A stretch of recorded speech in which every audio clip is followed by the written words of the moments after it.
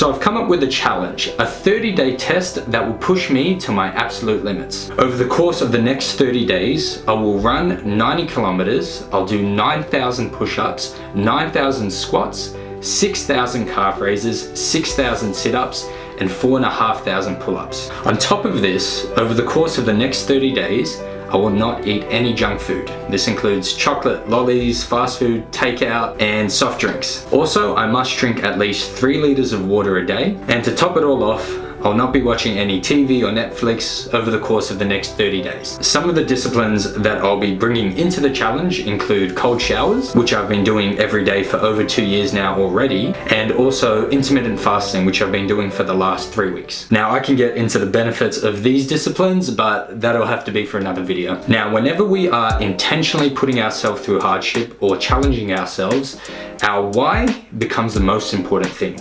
Why are you doing it? Why are you putting yourself through this pain? You see, if your why isn't strong enough, then you will not succeed. So let me tell you my why. Lately, I've noticed that I've fallen into a bit of a rut. My energy and motivation have been quite low, and even though I've been training, I feel like I've been just going through the motions, not putting my all into every session. I think this is due in part to the whole coronavirus situation. I have fallen out of routine and I have formed some bad habits in this time. So I've decided enough is enough. I'm sick and tired of not living at my edge and feeling purposeless and lazy. So therefore, I've decided to do something about it. If you want change to happen in your life, then you have to be the one to make that change. Nobody is going to make that change for you. And one of the best ways to make a positive change in your life is by putting yourself through an ISS.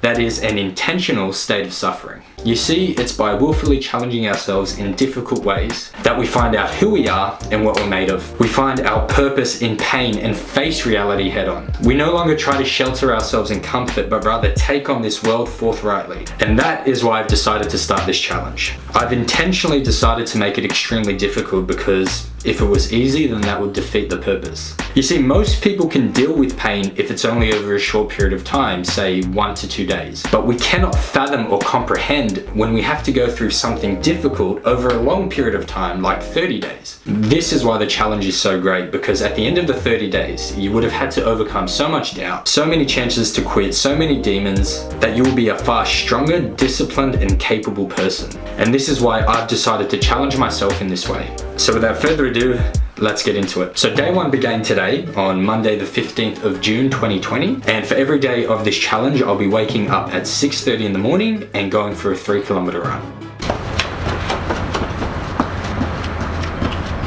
And then after the run, we get straight into the workout for the day. So I've already stated that every single workout is going to consist of 300 push-ups, 300 bodyweight squats, 200 calf raises, 200 sit-ups, and 150 pull-ups. Now, to make that easier to track, I broke that down into 10 sets of 30 push-ups, 30 squats, 20 calf raises, 20 sit-ups, and 15 pull-ups. Now, to make sure I was targeting as many different muscles as possible, in each set, I alternated and varied my stances and my grips. So I would be doing close grip push-ups, wide grip push-ups, incline, decline, be doing close stance squats, wide stance squats.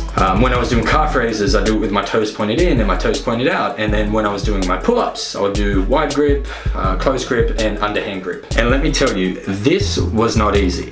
At about 4 sets in, I started getting this overwhelming urge to vomit. And the only way that I could remedy that was by laying down in the fetal position in between sets and slow breathing. The hardest part is knowing how much longer you have left, and this is what I'm talking about when I say that this whole thing is a mental battle. I know that physically I can do this, but trying to comprehend the fact that you've only done 4 sets and you've got 6 sets left and you're already hurting and it's freezing outside and you've already been training for ages, and on top of that you still have 29 days to go after this. I mean, it's a constant mental battle. You're fighting yourself every single rep, fighting the urge to quit, go inside, lay in your warm bed and watch TV. But to me, the pain of quitting is far worse than the pain of going through the suffering. So, I continue. I find it much easier to keep track of reps and sets by using a journal. I wrote down each set and exercise, and after each set was completed, I would tick it off. Not only does this help in remembering where you are,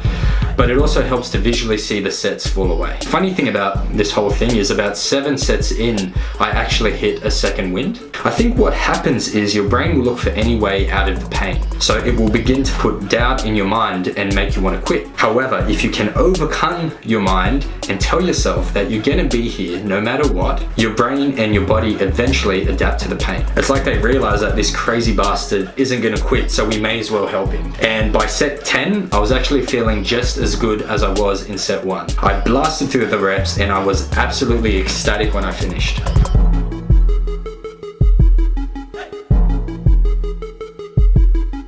The first day is done. The first victory is won. Now that I know it can be done, the key is to take it one day at a time and not give myself a way out. Only 29 more days to go. Now, to those of you who are watching this and maybe feeling like you too are in a rut, or you're not where you want to be in life, or you feel like you don't have any purpose at the moment, the first step into breaking free of your current predicament is to intentionally put yourself through suffering, to challenge yourself. They say it takes 21 days to form a new habit, so I suggest you do a 30-day challenge of your own. It doesn't have to be the same as mine. It could be as simple as going for a walk every day for 30 days, or no junk food every day for 30 days. You know yourself. However, I will remind you that it is supposed to be challenging. It's not supposed to be easy. You want to make it hard so that each day is a battle, but not too hard that it can't be done. The best thing to do is to keep yourself accountable by telling people who can check in with you, and remember that quitting is not an option. I'll see you all very soon.